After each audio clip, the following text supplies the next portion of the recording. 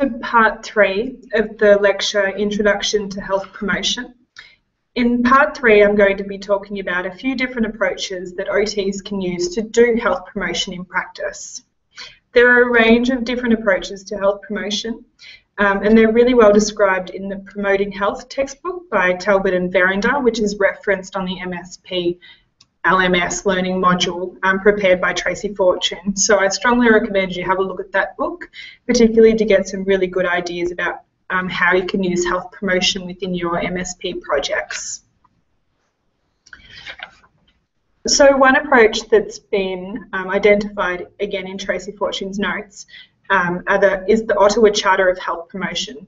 So this charter was developed in 1986 and highlights 5 key action areas that can be used for health promotion. So the first action area, build healthy public policy, relates to our actual government policy. Action area 2, create supportive environments, relates to the physical, social and cultural environment within which we live, and importantly the institutional environments. Number 3, strengthen community action. Like I mentioned earlier, I'm doing a PhD project on community participation, and that's really strongly aligned with this concept. That concept of empowerment and helping communities to work together and take responsibility for improving their health as a group, as a community, as a subset of the population. And we see this done all over Australia. The Country Fire Authority is an excellent example of strong community action that's based on volunteer work and is run as a well-functioning organisation across Australia, particularly in rural communities. Action area 4, develop personal skills. So that's each individual's ability to think about health, understand health, use health information, be assertive about health care, make good choices relating to health. And number 5, reorient health services towards prevention, which is something we've spoken about as well.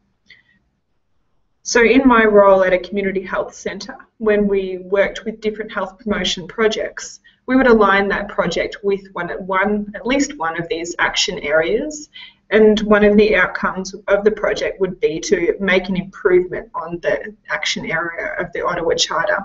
So whether it's to create a more supportive environment within a school to talk about substance use and provide pathways for early intervention, or to develop personal skills such as being assertive and using refusal skills around substance use with party safe initiatives. The Ottawa Charter action area is something that you can use across a number of different projects, and something you should consider for your MSP project. And there are different action areas that we use to guide our health promotion work. So another model that fits with health promotion approaches are the prerequisites of health. So the prerequisites of health are the foundation that we all need for a good, healthy life. So we need each of these factors in order to live a healthy life and have a sense of well-being. So health is optimal when people and communities have access to all of these prerequisites, and we can support this as OTs by enabling these factors. So these factors are peace, shelter, education, food, income, a stable ecosystem, sustainable resources, and social justice and equity. So what I found was that people weren't able to have experience health without these factors, such as a young person who wants to make changes to their substance use would have a really hard time to do that if they didn't have shelter, they didn't have somewhere to live. In a place that wasn't peaceful, where there is war conflict or people are persecuted, people are unable to have an experience of health because of those factors. In my research in Canada, food insecurity was a major issue in urban neighbourhoods. People didn't have access to safe, cost-effective or culturally appropriate food, and that was something that was a major barrier to them experiencing good health, and something that needed to be overcome for people to have a healthy lifestyle. So these are important factors and a model that we can use to guide our health promotion. And most importantly, the social determinants of health. As I've mentioned before, the social and environmental determinants are key factors that influence a person's ability to be healthy or capacity to be healthy. So these are factors within the social and physical environment that impact on people's health, such as agriculture and food production, access to or quality of education, their work environment. So people in different work environments have different barriers or experiences of health. People's living and working conditions, so their community or neighbourhood where they live. Levels of unemployment, water and sanitation, healthcare services and housing. So generally, if we think about the social determinants of people living in a small rural community, they may have good access to food because of agriculture industry, although in some places that produce food often have less access to healthy food because it's all exported. Maybe the work environment is really limited for young people. They might have less occupational choices for work or leisure than what a young person in a city environment might have.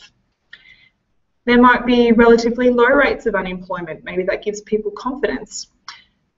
Maybe water and sanitation isn't an issue for people in some rural places, but in other rural places that might be something that impacts on people's health.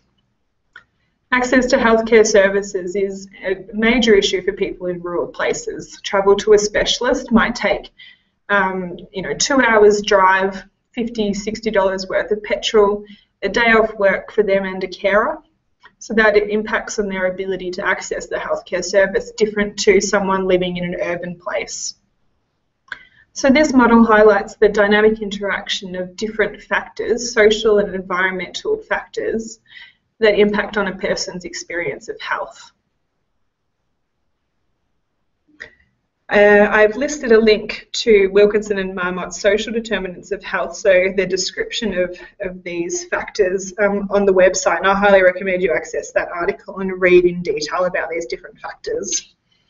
And our role as occupational therapists is to assess the conditions in which people live and look at how we can reduce the impact of these social determinants on a person's health. We might do that by improving the accessibility of our healthcare service. We might do that by working with the housing organisation to improve access to housing services for people. We might work with an employee within their work environment and change the conditions within the work environment to promote health. And we very often work with education facilities, particularly for young people and adolescents, to improve the conditions for people that might have a limited ability to engage with a regular education environment for people, to make sure they get a chance at getting a good education, because we know that helps people later in life. So there's a number of ways we can work with people, and this is a really good model of thinking about how we can work to reduce the impact of social determinants and promote health for people and communities and populations. That's the end of this mini lecture part 3. The next mini lecture will be looking at a selection of case examples of health promotion in action.